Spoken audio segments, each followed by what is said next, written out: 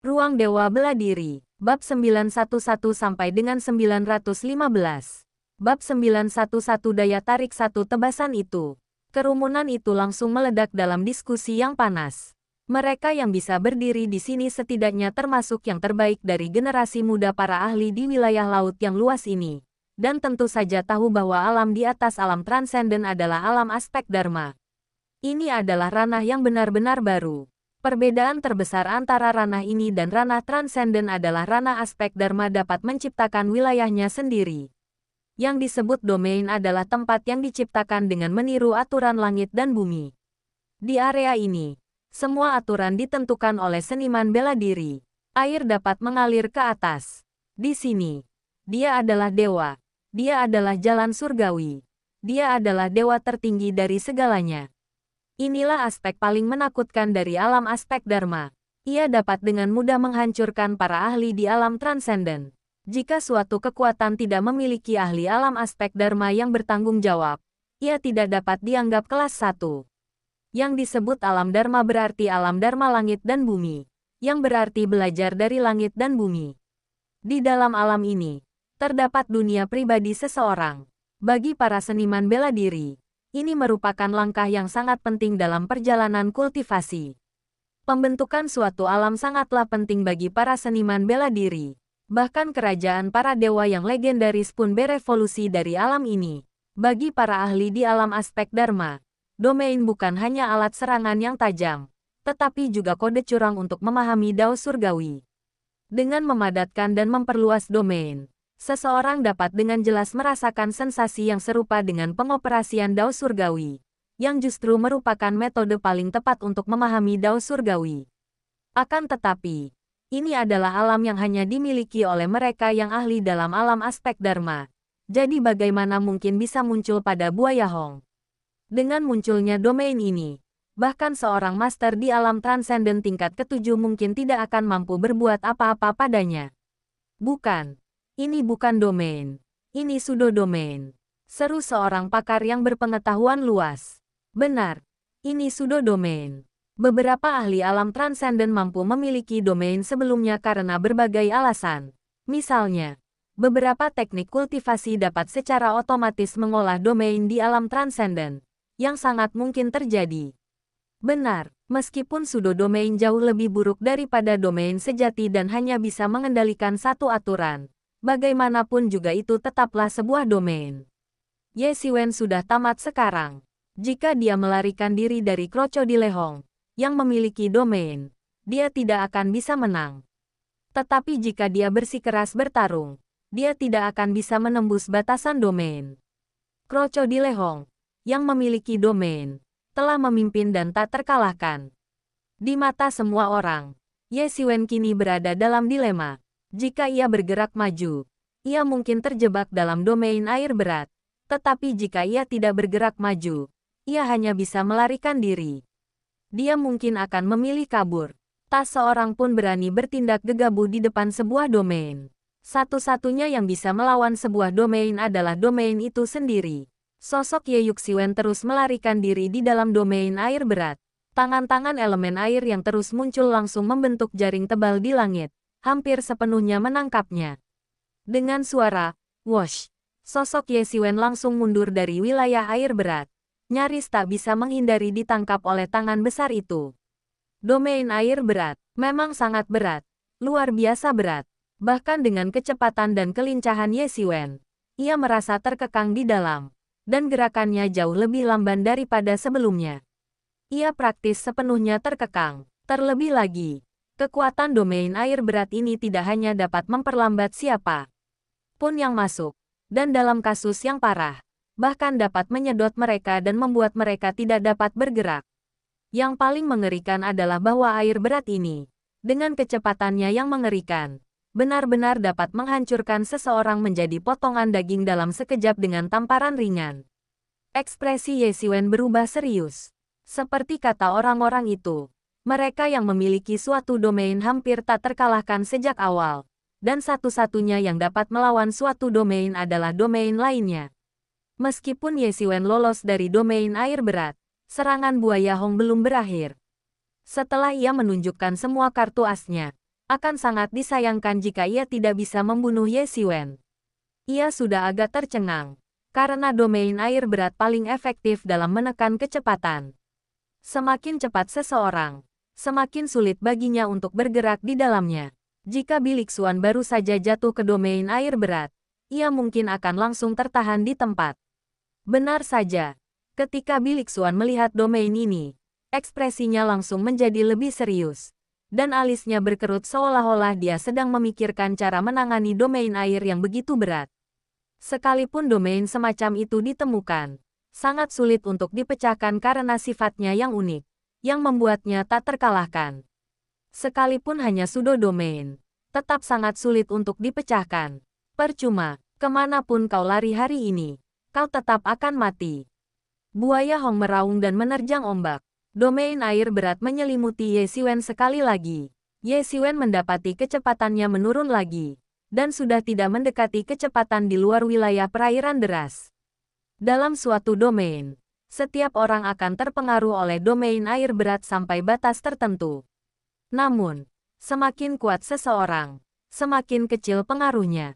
Tidak diragukan lagi, domain ini akan memberikan batasan yang lebih besar pada penyempurna tubuh. Saat Ye Xiwen kembali diselimuti oleh domain air berat, Krokodil Hong menerkamnya. Cakar setan giok yang hancur. Dalam sekejap, kedua cakarnya tampak melepaskan 10 pita berwarna giok, saling menjalin menjadi jaring besar, yang bertujuan menelan Ye Xiwen dan menghancurkannya berkeping-keping. Ye Xiwen mengangkat energi bilah api di tangannya, langsung membungkus dirinya di dalamnya dan memblokir serangan cakar iblis giok hancur. Meskipun mereka berada di domain air berat, kecepatan Ye Xiwen masih sangat cepat untuk orang biasa. Yang membuat semua orang tercengang. Keduanya berjuang dari darat ke langit, di mana mereka terlibat dalam pertempuran sengit. Mereka semua cukup tercengang melihat Ye Xiwen dapat bergerak bebas di wilayah air berat, tidak kalah kuat dari Krokodil Hong. Ini pasti monster berkulit manusia. Kalau tidak, bagaimana mungkin ia begitu mengerikan? Bagi Ye Xiwen, memasuki wilayah air berat menghadirkan rintangan yang sangat besar, tetapi itu tidak berarti dia akan mudah ditangkap. Buaya Hong juga agak frustrasi. Meskipun telah menggunakan semua metodenya, ia tetap tidak bisa mengalahkan Ye Xiwen. Sama seperti frustrasi Buaya Hong, Ye Xiwen juga merasa sangat frustrasi. Tanpa domain air berat, ia tidak akan takut pada Buaya Hong sama sekali. Tetapi setelah memperoleh domain air berat, Ye Xiwen menyadari bahwa ia tidak selincah sebelumnya. Tentu saja, ia juga tahu bahwa domain air berat ini tidak bisa dipertahankan lama. Sekalipun hanya domain semu, konsumsinya akan sangat mengerikan.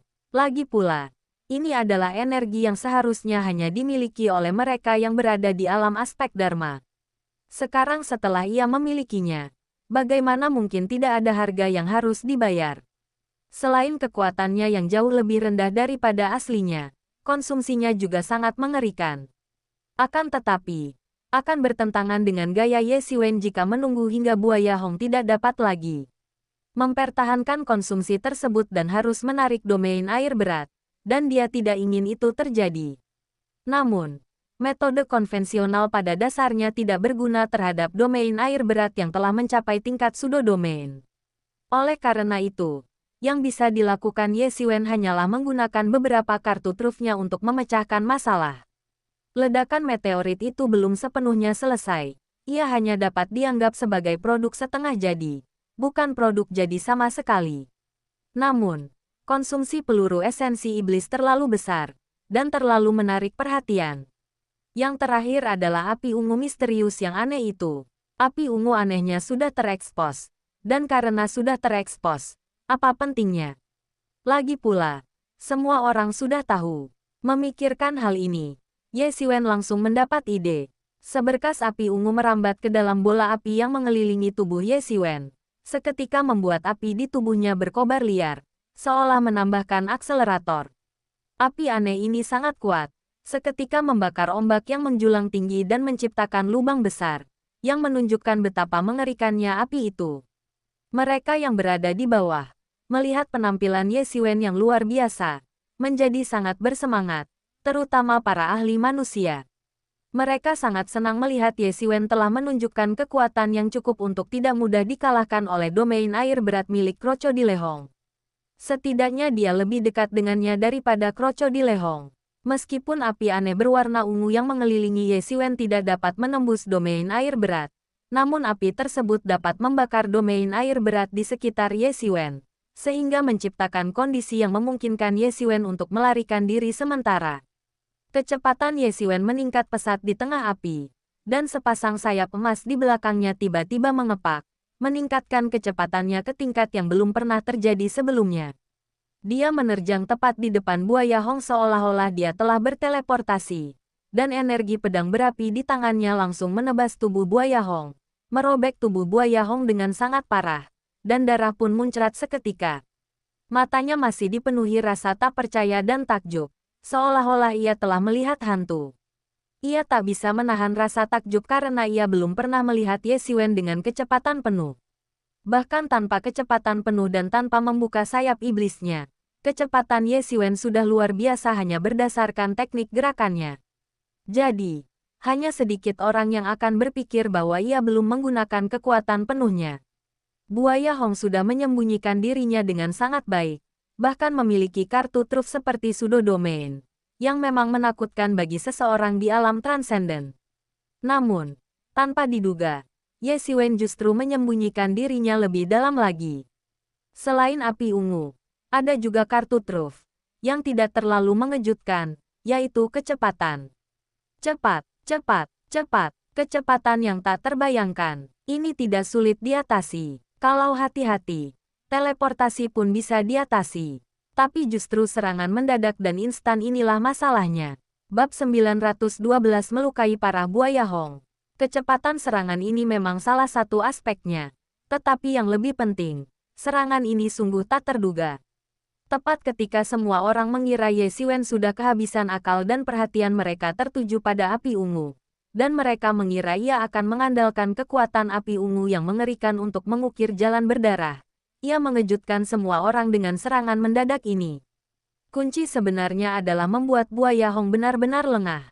Energi pedang yang berapi-api itu merobek luka besar tepat di tubuhnya. Pedang panjang itu dengan telak mengiris daging dan tulangnya, hampir membelahnya menjadi dua. Jika dia tidak bereaksi di saat-saat terakhir, dia mungkin sudah mati. Tatapan ngeri di matanya tidak dapat dijelaskan. Untuk pertama kalinya, ia merasa kematian begitu dekat. Ia pikir ini akan mudah. Sekalipun Ye Xiwen punya 1000 trik, ia harus mengakui kekalahan di depan domain air beratnya. Hanya domain yang dapat menandingi kekuatan domain. Dan kecuali seseorang telah memasuki alam transenden, bagaimana mungkin orang biasa memiliki domain?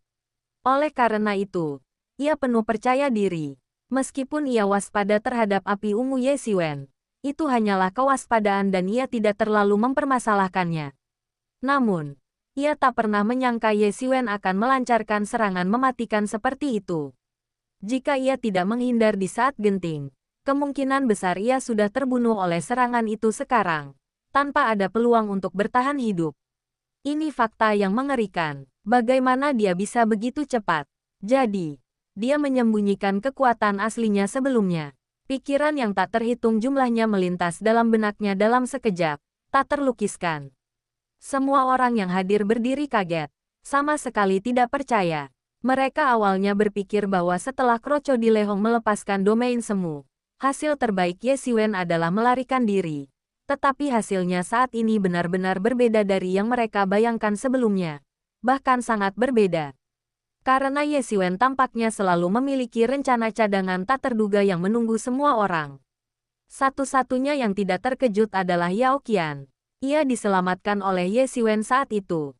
Dan Ye Xiwen sudah menggunakan sayap iblis saat itu. Hanya Yao Qian yang tahu seberapa cepat Ye Xiwen saat itu mampu melarikan diri dari mayat api di alam transenden tingkat ke-9. Meskipun ia sudah menderita luka serius saat itu, bukan berarti ia tidak menyadari apapun. Ia belum melihat sayapnya muncul. Jadi meskipun ia gugup, hanya itu yang ia rasakan. Ye Xiwen belum mengerahkan seluruh kekuatannya. Seperti yang diduga, sepasang sayap Ye Xiwen, ketika dilepaskan, mengejutkan semua orang yang hadir. Dan dengan satu gerakan, ia melukai Ehong dengan parah. Sekuat apapun Ehong, ia menderita kerugian besar. Beginilah cara teknik kartu truf digunakan. Namun, ia tahu bahwa kartu truf Ye Xiwen jauh lebih banyak dari itu. Setidaknya, ia belum menggunakan hantu binatang buas itu. Berapa banyak lagi teknik rahasianya yang masih belum terungkap. Dia merasa sedikit penasaran. Namun, situasi di lapangan tidak berhenti karena keterkejutan semua orang. Ye Xiwen bergerak sangat cepat dan hampir menebasnya lagi. Kali ini, Krokodil Hong sedang berjaga-jaga. Tetapi setelah terluka parah oleh Ye Xiwen, bagaimana mungkin ia bisa menangkisnya? Bang! Buaya Hong langsung terbelah oleh pedang Ye Xiwen, menyemburkan seteguk darah saat tubuhnya terlempar mundur. Ye Xiwen melangkah maju lagi, langsung mengejar dan hendak membunuh Ehong ketika tiba-tiba sebuah tangan raksasa dari langit mencengkeram arena dan meraih Ye Xiwen. Ye Xiwen langsung merasakan aura mengerikan menguncinya. Secara naluriah, ia mengepakkan sayap angin dan gunturnya. Tubuhnya bergoyang liar, nyaris tak bisa menghindari cengkeraman mengerikan itu. Segera setelah itu, seorang pria tua berjubah hitam bergegas masuk dengan aura yang tak tertandingi. Bajingan, beraninya kau melukai seseorang dari klan buaya racun bayanganku. Pria tua berjubah hitam itu menatap kosong ke arah Ye Xiwen, yang nyaris lolos dari maut. Matanya dipenuhi keheranan. Ia tidak menyangka Ye Xiwen bisa menghindar, meskipun serangannya sudah diperhitungkan. Ia tidak berhasil menangkapnya. Meskipun ia bertindak agak tergesa-gesa, anak ini sesungguhnya bukan orang biasa. Saat lelaki tua itu menyerbu masuk, Ye Xiwen merasakan gelombang kewaspadaan. Perasaan yang sangat berbahaya menjalar dari telapak kakinya hingga ke ubun-ubun kepalanya. Terakhir kali ia merasakan perasaan ini adalah ketika ia bertemu mayat api di tingkat ke-9 alam transenden. Tetapi sekarang, menghadapi lelaki tua ini, ia merasakan hal yang sama. Tetua ke-18, dialah yang membunuh Buaya Ying. Buaya Hong memuntahkan seteguk darah, mencengkeram luka yang hampir terbelah dua, dan menatap tajam ke arah Ye Xiwen. Ia tidak menyinggung masalah Buaya Xiang Tian. Pertama, tidak ada bukti. Dan kedua, Buaya Xiang Tian bukan apa-apa baginya. Ia hanyalah anggota klan biasa yang sudah mati. Dan itu saja. Ia tidak bisa dibandingkan dengan Buaya Ying. Dasar bocah nakal. Kau sudah mati hari ini. Dan tak seorang pun bisa menyelamatkanmu. Tetua ke-18 menyipitkan mata buayanya. Tatapannya penuh dengan niat membunuh. Pertanda ia akan membunuh Ye Xiwen. Ye Xiwen hendak membentangkan sayap iblisnya dan berbalik untuk pergi ketika ia merasakan ancaman kuat dari aura mengerikan yang terpancar darinya. Dengan kata lain, Tetua ke-18 di depannya mungkin telah mencapai puncak alam transenden tingkat ke-9. Orang seperti itu, bahkan di dalam klan buaya racun tanpa bayangan, akan dianggap sebagai individu yang berpangkat tinggi dan kuat, sejajar dengan para tetua. Seruan terengah-engah terdengar dari kerumunan. Tetua ke-18, apakah dia tetua yang baru dipromosikan dari klan buaya bayangan? Konon, tetua ke-18 ini kejam dan sadis. Selama bertahun-tahun, dia secara pribadi telah merencanakan beberapa peristiwa besar dan memimpin tim untuk memusnahkan beberapa suku kecil di antara makhluk laut. Kenapa dia ada di sini kali ini juga? Ye Xiwen dalam bahaya sekarang. Dia sudah berada di puncak alam transenden. Dia mungkin tidak akan bisa lolos. Ye Xiwen menggertakkan giginya. Pada titik ini, ia tak punya pilihan selain melarikan diri. Buaya Hong penuh dengan niat membunuh terhadapnya. Dan ia ingin membunuh Buaya Hong juga. Sayang sekali. Hanya sedikit pendek.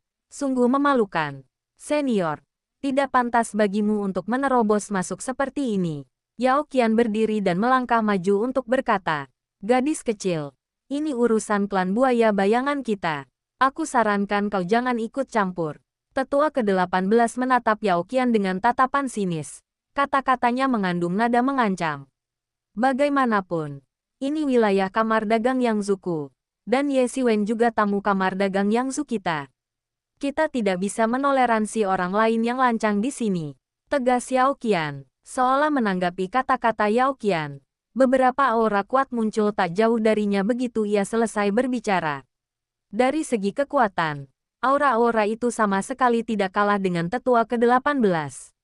Tetua ke-18 yang sebelumnya agresif tiba-tiba berubah dingin, menatap tajam ke arah Yao Qian, dan berkata, apakah kamu benar-benar akan melindungi bocah ini?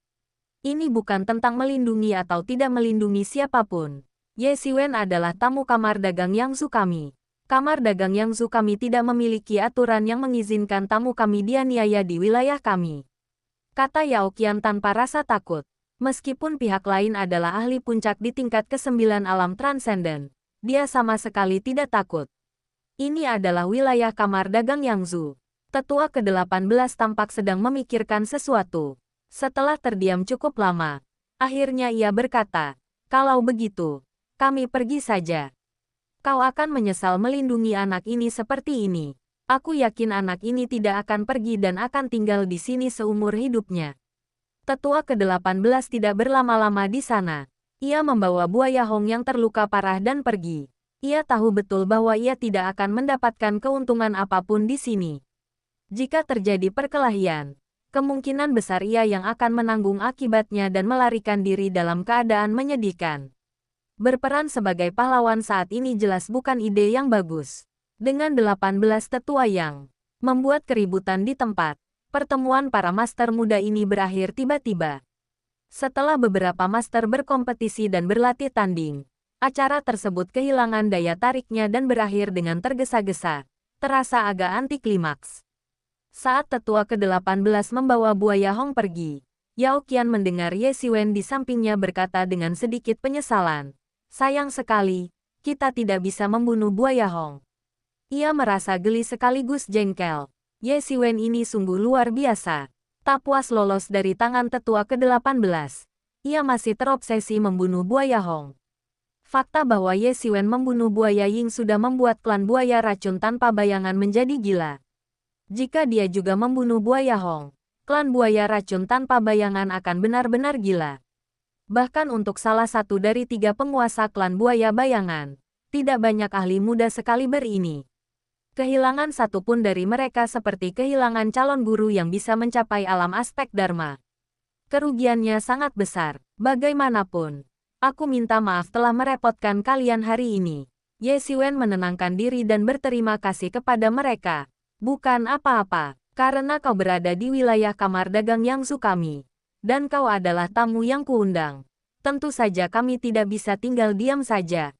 Apalagi pihak lain berasal dari klan buaya racun tanpa bayangan. Kata Yao Qian tenang, seolah tidak terlalu ambil hati. Tetapi percakapan itu perlahan-lahan meningkat menjadi konflik antara manusia dan makhluk laut. Apapun yang terjadi, keputusanmu untuk menerimaku pasti akan memberimu tekanan luar biasa dari klan buaya bayangan. Sebenarnya, aku bisa saja pergi. Mereka tidak mungkin melakukan apapun padaku. Kata Ye Xiwen, klan buaya bayangan tidak akan membuat masalah di Pulau Yangzu. Lagi pula, mereka tidak bisa menguasai Laut Yunsing. Kata Yao Qian dengan percaya diri. Tapi ada hal lain. Aku ingin tahu apakah kau tertarik. Bab 913 terkenal di satu sisi. Klan buaya bayangan tidak akan membuat masalah di Pulau Yangzu. Lagi pula, mereka tidak bisa menguasai Laut Yunsing. Kata Yao Qian dengan percaya diri. Tapi ada hal lain. Aku ingin tahu apakah kau tertarik. Aku ingin tahu apa yang terjadi. Tanya Ye Xiwen. Begini. Di Laut Yunsing kita, ada tempat yang disebut Laut Iblis Kekacauan. Yao Qian menjelaskan secara rinci. Baru pada saat itulah Ye Xiwen mengetahui bahwa terdapat Laut Iblis Kekacauan di Laut Yunsing, yang dihuni oleh klan Iblis Laut. Ini adalah ras baru yang terbentuk dari gabungan klan laut dan klan iblis. Ini adalah salah satu sisa-sisa yang ditinggalkan ketika klan iblis menginvasi benua kuno yang sunyi dan berusaha menyatukan dunia. Setelah klan iblis dikalahkan, tempat-tempat berkumpul klan iblis yang tersebar ini muncul di seluruh benua kuno yang sunyi. Faktanya, tidak hanya di Laut Yunsing, tetapi di banyak wilayah laut, terdapat Laut Iblis Kekacauan, dengan ukuran yang bervariasi. Beberapa bahkan dikuasai oleh anggota klan iblis murni. Laut Iblis Kekacauan di wilayah Laut Yunsing tidak terlalu jauh dari sini, hanya beberapa ratus ribu mil jauhnya. Di lautan luas, memang tidak jauh.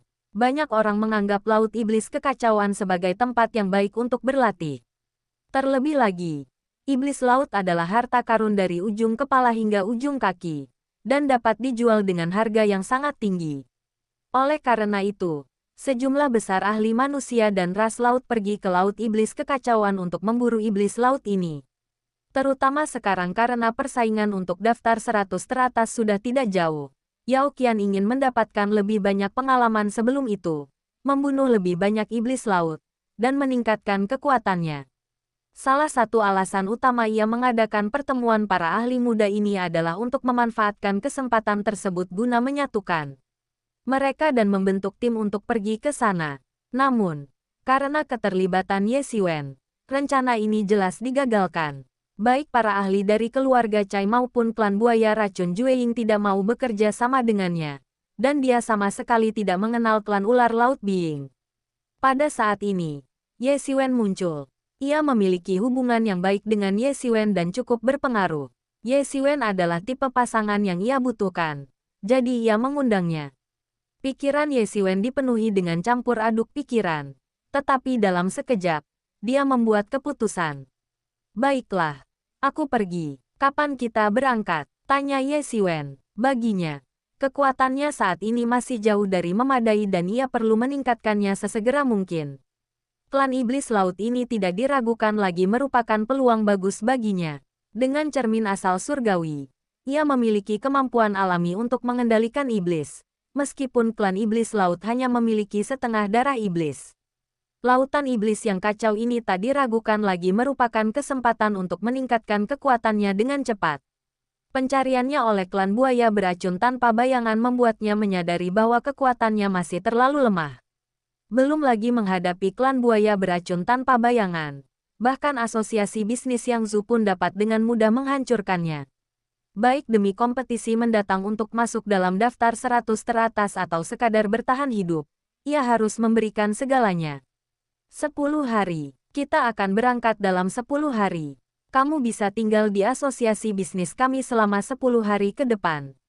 Kami akan memberitahumu setelah itu, kata Yao Qian. Namun, aku khawatir klan buaya bayangan sudah memasang jebakan, dan cara keluarnya akan menjadi masalah. Tanya Ye Xiwen. Jika dia memaksa masuk, tentu saja dia punya cara. Tetapi jika dia pergi bersama asosiasi bisnis Yangzhou, masalahnya akan jauh lebih besar. Kita akan punya cara sendiri untuk menghadapinya ketika saatnya tiba, kata Yao Qian sambil tersenyum. Ye Xiwen mencuri perhatian di pesta itu. Berita tentang kemenangannya atas saudara Cai Jianming dan Cai Jianben, 2 kali dan akhirnya melukai Ehong dengan parah dengan cepat menyebar ke seluruh pulau Yangzhou. Saat ini, banyak sekali talenta muda di atas alam transenden telah berkumpul di pulau Yangzhou. Bahkan bisa dikatakan bahwa sebagian besar master muda di sekitarnya telah berkumpul di sini. Siapapun yang dapat menonjol dalam pertemuan ini niscaya akan menjadi terkenal di antara semua master muda di sekitar pulau Yangzhou. Ye Xiwen tiba-tiba menarik perhatian banyak orang sebagai kuda hitam. Khususnya, baik keluarga Cai maupun klan buaya racun Jueying bukanlah kekuatan kecil. Klan buaya racun Jueying adalah salah satu dari 3 penguasa ras laut di wilayah Laut Yunxing. Kekuatan mereka tak terbayangkan, dan klan tersebut penuh dengan ahli. Dalam situasi ini, Ye Xiwen praktis menentang segala kemungkinan di mata mereka. Lagi pula, ini bukan hanya tentang melukai Ehong dengan parah. Dengan Eying yang sudah mati di tangannya, ia bahkan tidak ingin melepaskan Ehong dan ingin membunuhnya juga. Ketika berita ini keluar, banyak orang terkejut. Sepertinya kata berani sama sekali tidak cukup untuk menggambarkan Ye Xiwen. Tampaknya sejak awal, ia sama sekali tidak menganggap serius ancaman klan buaya racun bayangan. Dari buaya Xiangtian di awal, hingga buaya Ying, dan kemudian buaya Hong, mereka hampir semuanya menderita kerugian besar di tangannya atau jatuh ke tangannya. Orang seperti itu bisa disebut musuh bebuyutan klan buaya racun bayangan. Kemanapun ia pergi, penduduk klan buaya racun bayangan menderita. Namun, banyak orang percaya bahwa keberuntungan Ye Xiwen telah berakhir. Meskipun asosiasi bisnis Yangzhou masih melindunginya, berapa lama situasi ini akan bertahan? Klan buaya bayangan telah mengirim Sejumlah besar ahli untuk berjaga di luar Pulau Yangzhou. Begitu Ye Xiwen meninggalkan pulau itu, ia akan tertangkap, yang benar-benar akan menjadi jalan buntu. Di bawah pengepungan dan penindasan sejumlah besar ahli klan buaya bayangan, mustahil baginya untuk bertahan hidup. Banyak orang bahkan merasa kasihan padanya. Tidak banyak ahli di antara umat manusia, terutama di kalangan generasi muda, dan ia adalah kuda hitam. Jika ia bisa bertahan, ia pasti akan bersinar dalam persaingan untuk daftar 100 teratas ini dan meraih hasil yang luar biasa. Tetapi sekarang klan buaya racun tanpa bayangan telah mengepung dan menghalanginya. Dia tidak akan pernah bisa maju. Terlebih lagi, bukan hanya orang luar yang membicarakannya, bahkan anggota asosiasi bisnis Yangzhou pun turut membahasnya. Banyak orang tidak mengerti mengapa para petinggi mengambil keputusan seperti itu. Karena prinsip utama setiap asosiasi bisnis adalah menghargai keharmonisan dan menghasilkan keuntungan melalui hidup berdampingan secara damai. Prinsip ini bertujuan untuk menghindari menyinggung pihak-pihak yang berkuasa, karena inilah cara untuk bertahan hidup dalam jangka panjang. Namun, dia sekarang telah menyinggung klan buaya bayangan, salah satu dari 3 penguasa suku laut di Laut Yunsing, demi orang yang tidak ada hubungannya.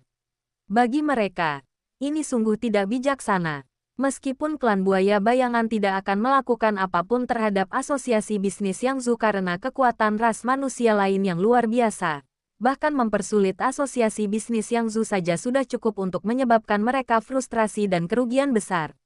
Meskipun asosiasi bisnis Yangzhou tidak buruk, mereka masih tidak signifikan dibandingkan dengan raksasa seperti klan buaya beracun tanpa bayangan. Di wilayah laut ini, satu-satunya kekuatan manusia yang dapat menandingi klan buaya beracun tanpa bayangan adalah Istana Naga Laut. Di dalam asosiasi bisnis Yangzhou, di sebuah halaman, Yao Qian dan seorang pria parubaya terhormat berdiri satu demi satu.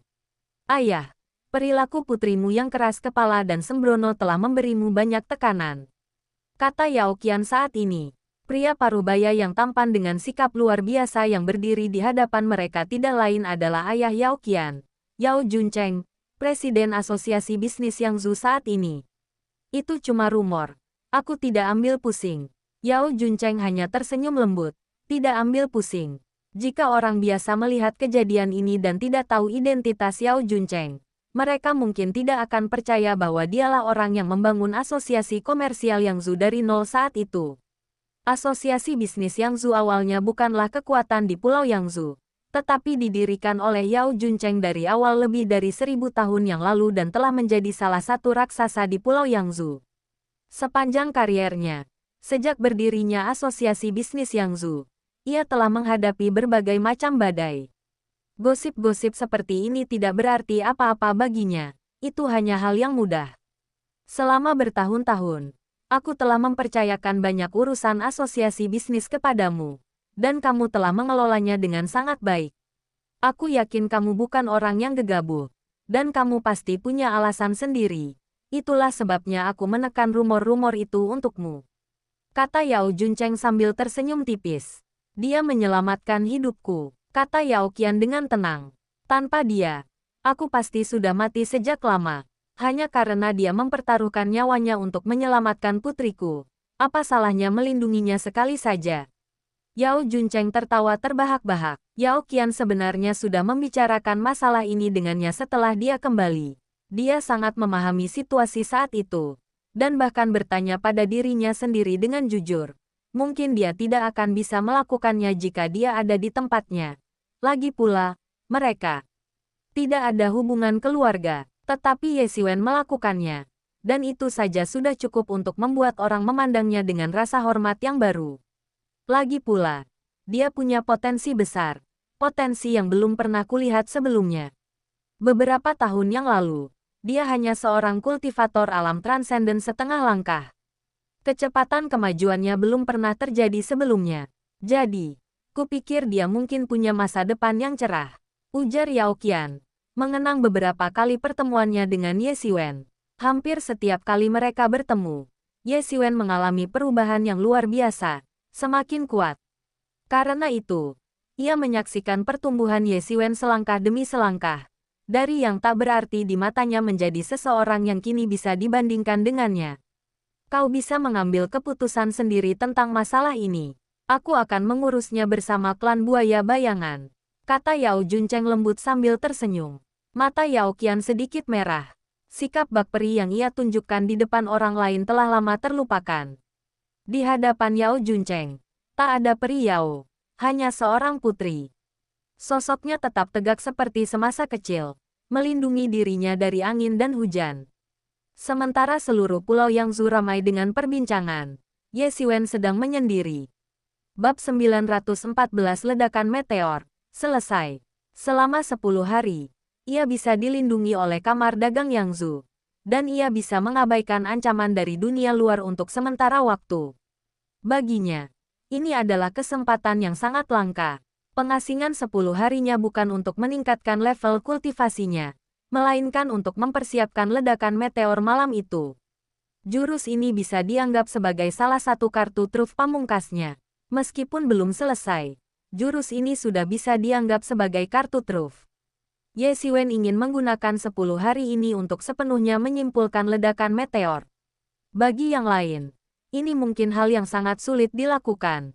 Tetapi bagi Ye Xiwen, tidak demikian. Dengan ruang misteriusnya dan pohon kuno Mingxin, ia dapat menyimpulkannya dalam waktu yang jauh lebih singkat daripada orang biasa. Itu bukanlah tugas yang sulit baginya.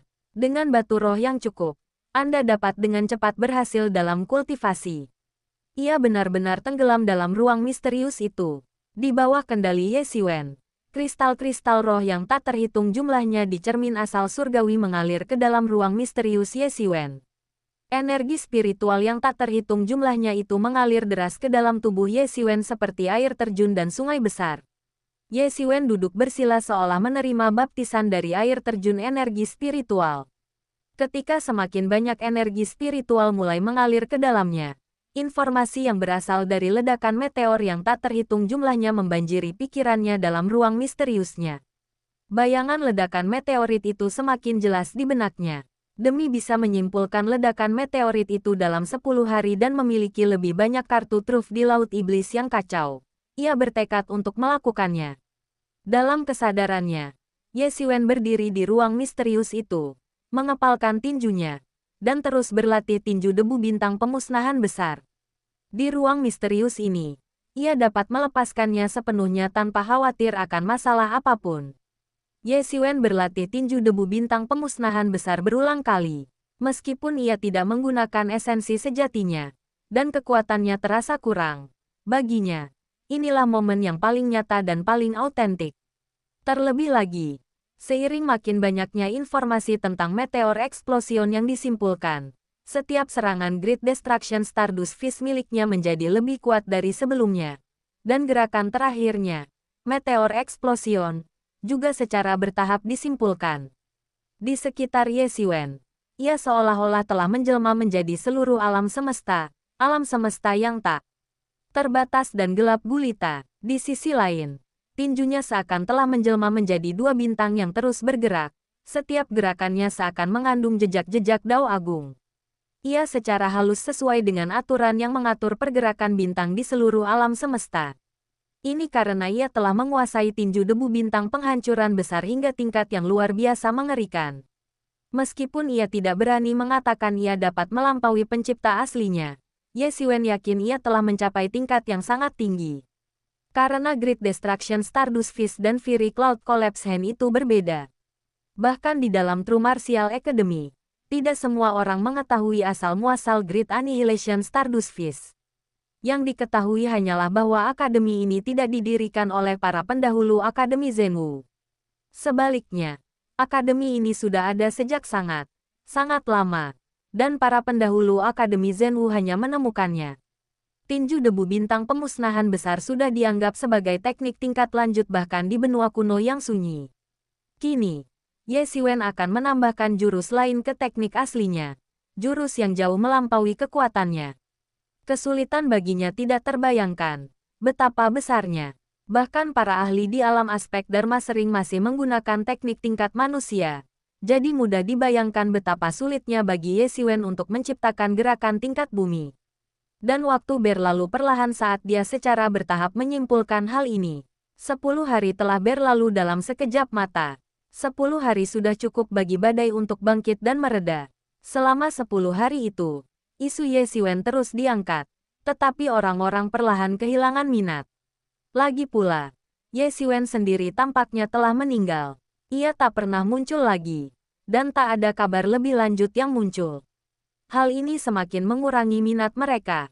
Perlahan, sedikit demi sedikit, badai yang disebabkan oleh ketenaran Ye Xiwen mereda. Namun, memanfaatkan kesempatan ini, nama Ye Xiwen langsung dikenal. Meskipun orang-orang tidak tahu seberapa jauh Ye Xiwen bisa bersaing untuk masuk 100 besar, setidaknya satu hal yang diketahui, ia setidaknya akan mampu masuk ke dalam 100 besar. Tak terhitung berapa banyak master muda di wilayah Laut Yunsing. Mereka yang mampu menonjol dan menjadi salah satu dari 100 teratas jelas merupakan yang terkuat di antara yang terkuat. Ye Xiwen menjadi terkenal dalam semalam. Meskipun ini hanya ketenaran di Pulau Yangzhou, semua orang percaya bahwa selama ia berpartisipasi dalam kompetisi untuk daftar 100 teratas, ketenarannya hanya masalah waktu. Faktanya, semua orang di daftar 100 teratas sangat diperhatikan. Tentu saja, premisnya adalah ia dapat lolos dari jaring tak terelakkan dari klan buaya bayangan. Pada saat ini, 10 hari kemudian, satu-satunya yang masih menunggu Ye Xiwen muncul dari kamar dagang Yangzhou adalah para ahli dari klan buaya racun tanpa bayangan. Saudari Yao, kapan menurutmu saudara Ye akan datang? Bai Hanmo bertanya dengan tidak sabar di luar halaman Ye Xiwen. Seharusnya segera, kata Yao Qian tenang. Masih peri Yao yang tenang. Meskipun terkadang ia merasa kesal dan jengkel pada Bai Hanmo, ia tak bisa berbuat apa-apa. Di matanya, Bai Hanmo hanyalah seorang anak kecil yang belum dewasa. Kapan kamu berencana untuk kembali? Yao Qian tiba-tiba bertanya. Masih pagi, aku belum cukup bersenang-senang. Aku tidak mau pulang, kata Bai Hanmo santai. Mereka akan segera menemukan tempat ini. Kau tidak bisa bersembunyi lama-lama, kata Yao Qian dengan tenang. Makanya aku mau ke Laut Iblis Kacau itu bareng kalian, kata Bai Hanmo. Tampak sok pintar. Di luar jauh lebih seru daripada di rumah. Aku cuma nggak ngerti kenapa mereka nggak mengizinkanku keluar. Dengan kemampuanmu yang pas-pasan, kau pasti sudah mati kalau keluar. Apa yang kau bicarakan?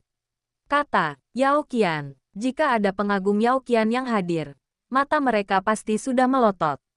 Kapan periau mereka yang tenang dan murni menjadi setajam itu? Kak, aku tidak selemah yang kau katakan. Bi Hanhai itu sudah kuberi pelajaran, kata Bai Hanmo dengan nada tidak puas. Yao Qian merasa tak berdaya ketika hal ini disebutkan. Sekalipun klaim Bi Hanhai tentang memiliki 99 selir itu benar, tak masalah membicarakannya secara pribadi, tetapi ia mengatakannya langsung di hadapannya. Yao Qian benar-benar tak bisa berbuat apa-apa. Itu hanya karena kau belum bertemu orang yang cukup kuat, kata Yao Qian tenang, lalu melirik gumaman Bai Hanmo yang tidak puas. Meskipun ia tidak mendengarnya, ia bisa menebak bahwa Bai Hanmo mungkin mengatakan bahwa kekuatannya mungkin tidak lebih kuat darinya. Ia tak berdaya menghadapi hal ini. Meskipun Bai Hanmo seringkali tidak bisa diandalkan, bakat kultivasinya tak tertandingi dalam hidupnya. Bahkan Ye Xiwen pun tak sebaik Bai Hanmo di matanya. Jika Bai Hanmo berusaha keras untuk berkultivasi, tingkat kultivasinya pasti sudah jauh lebih tinggi sekarang. Dia tidak meragukan bakat kultivasi Bai Hanmo. Bahkan, dengan kekuatan Bai Hanmo, dia tidak akan kesulitan menjelajahi dunia. Tidakkah kau lihat bahwa Ye Xiwen sudah menjelajahi dunia ketika kultivasinya belum setinggi Bai Hanmo? Jaringan intelijen kamar dagang Yangzhou mencakup seluruh wilayah Laut Yunsing, tetapi mereka belum dapat menemukan jejak Ye Xiwen. Ia tampaknya muncul entah dari mana. Jika ia tidak muncul dari batu, maka hanya ada satu penjelasan. Ia datang dari tempat lain saat bepergian. Setelah mencapai alam transenden, bepergian ke luar negeri bukanlah masalah. Tetapi yang benar-benar mengkhawatirkannya adalah kepribadian Bai Hanmo. Ia seperti anak kecil, dan jika ia bertemu orang yang lebih licik dan berbahaya, ia mungkin akan mengkhianatinya dan masih menghitung uang untuk pihak lain. Berbeda dengan Ye Xiwen yang berjuang keras untuk mencapai puncak, kultivasi Bai Hanmo terlalu mudah. Ia mencapai tingkat ke-6 alam transenden dalam waktu kurang dari setengah waktu yang dihabiskan Ye Xiwen. Justru karena terlalu mudah, ia tidak perlu melewati berbagai rintangan yang diperlukan. Ini juga yang paling dikhawatirkan Yao Qian. Mungkin akan menjadi hal yang baik untuk membiarkan dia keluar dan mengalami lebih banyak hal. Yao Qian menatap Bai Hanmo dan berpikir dalam hati. Sebelum dia bisa berpikir lebih jauh, dia mendengar pintu halaman berderit terbuka. Dan setelah dia mati lebih dekat, ternyata itu tidak lain adalah Ye Xiwen. Namun, yang membuatnya merasa aneh adalah hanya dalam 10 hari, ia merasakan perubahan pada Ye Xiwen. Perubahan itu bukanlah transformasi yang radikal, melainkan perubahan pada level terdalam yang tak dapat ia pahami sepenuhnya, muncul dan menghilang bagai selubung kabut. Namun, perasaan ini hanya bertahan sesaat. Setelah momen itu, perubahan dalam diri Ye Xiwen menghilang, seolah-olah telah ditekan. Maaf membuatmu menunggu. Wajah Ye Xiwen berseri-seri karena kegembiraan yang nyaris tak tertahan. Setelah 10 hari, ia akhirnya berhasil memahami inti dari ledakan meteor itu. Ini akan menjadi jurus pamungkasnya. Bahkan jika dia melawan seorang master di alam transenden tingkat ke-7 sekarang, dia bisa saja mati terhantam meteor jika tidak hati-hati. Namun, ini juga ada harganya. Kristal roh yang akhirnya menembus angka 100 juta tiba-tiba turun di bawah 100 juta lagi, menjadi hanya 50 juta. Kerugian ini cukup besar, namun, ledakan meteor juga disimpulkan, yang setara dengan memiliki jimat yang sangat kuat. Baginya, ini benar-benar sepadan, dan sangat sepadan. Jika dia tidak dapat menukarnya dengan kekuatan absolut, maka kristal roh tidak berguna baginya. Bab 915 Laut Iblis yang Kacau. Tidak, ini sangat tepat waktu, kata Yao Qian sambil tersenyum. Apakah hanya kita bertiga kali ini? Tanya Ye Xiwen, menyadari bahwa sepertinya tidak ada anggota asosiasi bisnis yang Zhu lainnya di sekitar. Karena ini hanya latihan, hanya kita bertiga. Tapi, kita akan merekrut lebih banyak rekan sebelum mencapai Laut Iblis yang Kacau. Yao Qian menjelaskan ketika melihat Ye Xiwen tampak tidak menyadari situasi tersebut. Ternyata kebanyakan orang pergi ke Laut Iblis yang Kacau untuk berlatih berdua atau bertiga, alih-alih mengorganisir kelompok besar. Oleh karena itu, ada banyak kasus orang pergi bersama-sama. Sebelum benar-benar memasuki Laut Iblis Kacau, Yao Qian akan mengajak beberapa orang lagi untuk bergabung, sehingga melengkapi tim. Dibandingkan dengan kelompok besar, kelompok kecil adalah ukuran yang paling cocok dan fleksibel. Karena di Laut Iblis yang Kacau, Anda mungkin bertemu banyak iblis laut. Dalam hal ini, jika terlalu banyak orang, akan lebih sulit untuk melarikan diri. Tentu saja, tim sementara tidak sedekat mereka bertiga. Jadi memilih rekan tim yang tepat merupakan masalah yang sangat penting. Setelah Ye Xiwen siap, mereka bertiga tidak meninggalkan asosiasi bisnis Yangzhou, tetapi langsung masuk ke asosiasi bisnis Yangzhou. Ini untuk meninggalkan Pulau Yangzhou melalui jalur rahasia di dalam asosiasi bisnis Yangzhou. Sebagai raksasa yang sedang berkembang, seharusnya ada banyak jalur rahasia seperti itu. Mungkin semuanya untuk pertahanan, mencegah kemungkinan kehancuran, dan memungkinkan pelarian melalui jalur-jalur ini. Tidak heran Yao Qian begitu yakin bahwa dia dapat lolos dari kejaran klan buaya racun bayangan. Ketika ketiganya muncul kembali setengah jam kemudian, mereka berada di wilayah laut yang jauh dari Pulau Yangzhou. Ini adalah tempat yang dilalui salah satu jalur rahasia asosiasi bisnis Yangzhou. Kita harus segera pergi. Klan buaya bayangan pasti punya mata-mata di asosiasi bisnis kita. Mereka mungkin akan segera mengetahui hilangnya kalian. Sekalipun mereka tidak tahu rute mana yang kita ambil, mereka pasti akan segera melancarkan perburuan besar-besaran. Mereka juga akan segera mengetahui perjalanan kita ke Laut Iblis Kekacauan. Saat itu, mereka mungkin akan mengejar kita ke Laut Iblis Kekacauan. Kata Yao Qian, apa yang perlu ditakutkan? Tak peduli berapa banyak anggota klan buaya racun tanpa bayangan yang berani datang, aku akan membunuh mereka semua. Bai Hanmo tetap acuh tak acuh, sama sekali mengabaikan anggota klan buaya racun tanpa bayangan yang mendekat. Apa yang kau tahu? Kali ini, klan buaya racun bayangan mungkin benar-benar marah. Yao Qian menatap Ye Xiwen dan berkata dengan penuh arti, jika mereka bergerak kali ini, kemungkinan besar mereka adalah ahli tingkat atas. Jika mereka berhasil menyusul kita, nyawa kita akan terancam. Jadi, kita hanya bisa berusaha menghindari mereka. Begitu kita memasuki Laut Iblis Kekacauan, kita tidak perlu takut. Laut Iblis Kekacauan adalah tempat berkumpulnya berbagai macam orang dan kekuatan. Dan bahkan klan buaya racun bayangan pun tak mampu mendominasi semuanya. Kekuatan yang sesungguhnya di sana adalah klan iblis laut. Mereka sama sekali tidak akan membiarkan klan buaya racun bayangan memperluas jangkauan mereka ke Laut Iblis Kekacauan. Jadi, meskipun para ahli dari klan buaya racun bayangan datang, jumlah mereka tidak akan banyak. Ini kesempatan kita, Yao Qian berbicara dengan percaya diri. Sebelum datang, ia telah menyusun semua rencana yang diperlukan dan mempertimbangkan semua kemungkinan masalah. Hal ini saja sudah membuatnya jauh lebih dewasa daripada Bai Hanmo. Yang benar-benar memberinya keyakinan adalah situasi di dalam Laut Iblis yang kacau. Meskipun Laut Iblis kacau memang kacau, ia juga mengisyaratkan wilayah kekuasaan makhluk raksasa, klan Iblis Laut. Karena itulah tempat itu menjadi tempat latihan. Berkat kemurahan hati klan Iblis Laut, meskipun para ahli manusia atau ras laut ini membunuh banyak ahli klan iblis laut, banyak ahli klan iblis laut juga akan ditempa oleh darah dan api. Mereka yang mati akan mati, tetapi mereka yang selamat seringkali menjadi ahli dengan caranya sendiri. Para ahli manusia dan ras laut ini menggunakan klan iblis laut untuk pelatihan. Namun setan laut juga menggunakan mereka sebagai subjek pelatihan. Para pemimpin ketiga partai itu sangat menyadari bahwa hanya dalam darah dan apilah seorang guru sejati dapat muncul. Orang yang kuat tidak dapat dilahirkan di rumah kaca atau tempat lahir. Ini mirip dengan prinsip meningkatkan racun Bu. Hanya yang terkuat yang bisa bertahan. Bahkan jika yang lainnya mati, mereka tetap berharga. Ini kejam. Kejam bagi individu, tetapi berharga bagi seluruh klan. Ya, ayo kita pergi dari sini secepatnya. Ye Xiwen berpikir sejenak dan langsung menyadari bahwa Yao Qian benar. Melihat mereka berdua berkata demikian, Bai Hanmo terdiam. Malahan, ia semakin bersemangat memasuki Laut Iblis yang kacau. Tempat yang mungkin sangat berbahaya bagi orang lain, justru menjadi taman bermain yang sangat menyenangkan baginya.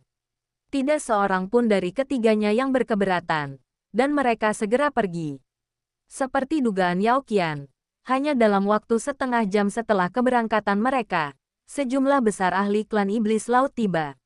Yang memimpin mereka tak lain adalah tetua ke-18, dan di belakangnya adalah Buaya Hong, yang luka-lukanya akibat perawatan Ye Xiwen telah sembuh total.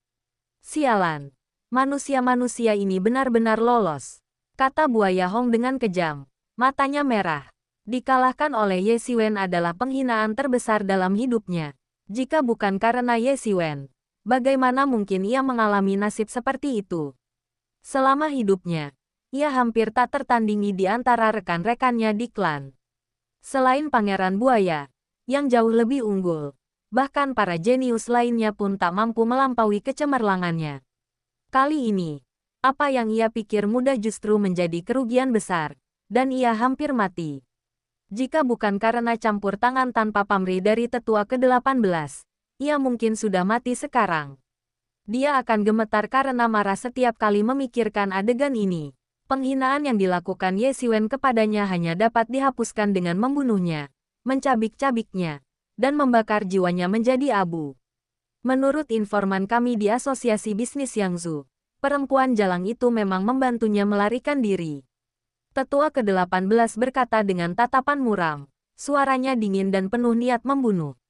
Tapi sayangnya, dia mungkin tidak pernah menyangka akan ada mata-mata dari klan buaya racun tanpa bayangan kita di dalam asosiasi bisnis Yangzhou mereka. Kita bisa mengendalikan semua gerakannya. Sayang sekali, aku tidak tahu kemana mereka pergi, kata Buaya Hong dengan sedikit penyesalan. Dilihat dari arah jalan rahasia mereka, hanya ada satu tempat yang bisa mereka tuju, Laut Iblis Kekacauan. Laut Iblis Kekacauan adalah tempat terlarang bagi semua kekuatan besar di wilayah Laut Yunsing. Bahkan klan buaya racun tanpa bayangan kita tidak akan pernah menjulurkan tentakelnya ke tempat ini. Kurang dari BR mau lebih besar dari Jika mereka ingin melarikan diri, hanya ada satu tempat, Laut Iblis Kekacauan. Tetua ke-18 menilai arah Yao Qian hampir seketika, hampir tanpa penundaan. Bagi rubah tua berpengalaman seperti dirinya, banyak hal bisa dinilai dalam hitungan detik. Jika mereka pergi ke tempat lain, mereka hanya akan terjebak dalam jaring klan kita yang tak terhindarkan, tanpa peluang untuk melarikan diri. Aku yakin perempuan jalang kecil itu pasti sudah memikirkan ini. Jadi aku yakin mereka pergi ke Laut Iblis Kekacauan. Banyak ahli dari klan buaya. Bayangan yang mengikuti di belakang tetua ke-18 mengangguk setuju, tunduk pada penilaian tetua ke-18. Kalau begitu, ayo cepat kejar mereka, kata buaya Hong dengan tidak sabar. Tidak, Laut Iblis Kacau adalah area terlarang. Meskipun iblis laut tampak kacau, mereka sangat kompak dalam hal ini. Mereka melarang pasukan utama kita mengirim banyak orang ke sana. Kalaupun kita pergi, kita hanya akan pergi dalam kelompok kecil. Lagi pula, orang sepertiku akan terlalu mencolok dan pasti akan menarik perhatian para petinggi iblis laut. Kalau begitu, akan terjadi keributan besar. Lebih baik aku tidak pergi dan kau saja yang pergi, kata tetua ke-18. Aku, Crocodile Hong tersipu malu dan marah. Ia mengira tetua ke-18 sengaja mempermalukannya. Sebelumnya, ia bukan tandingan Ye Xiwen. Dan sekarang memintanya untuk pergi dan membunuh Ye Xiwen sendirian sama saja dengan mengirimnya ke Ye Xiwen sebagai santapan. Saran ini sungguh sebuah penghinaan. Namun, dia segera menyadari bahwa tetua ke-18 tidak akan seperti ini. Jadi dia menenangkan diri dan terus mendengarkan. Tetua ke-18 tampak sama sekali tidak menyadari reaksi buaya Hong dan melanjutkan. Putra mahkota klan kita dan beberapa ahli muda lainnya sedang berlatih di sini. Begitu kau masuk, segera cari cara untuk bertemu kembali dengan mereka dan suruh mereka mengerahkan segala daya upaya untuk melenyapkan orang-orang ini. Aku juga akan memimpin pasukan untuk menjaga batas luar Laut Iblis Kekacauan. Jika mereka berani menunjukkan diri, mereka akan menghadapi kematian. Buaya Hong langsung mengerti apa yang dimaksud tetua ke-18 dan sangat gembira. Dengan kehadiran Pangeran Buaya, Ye Xiwen sudah hancur dan tak punya peluang untuk bertahan hidup. Menghadapi Pangeran Buaya yang kuat, Ye Xiwen tak punya peluang untuk bertahan hidup. Jalan buntu bagi mereka. Entah mereka keluar atau tidak, tetaplah jalan buntu bagi mereka. Tak mungkin mereka bisa bertahan hidup.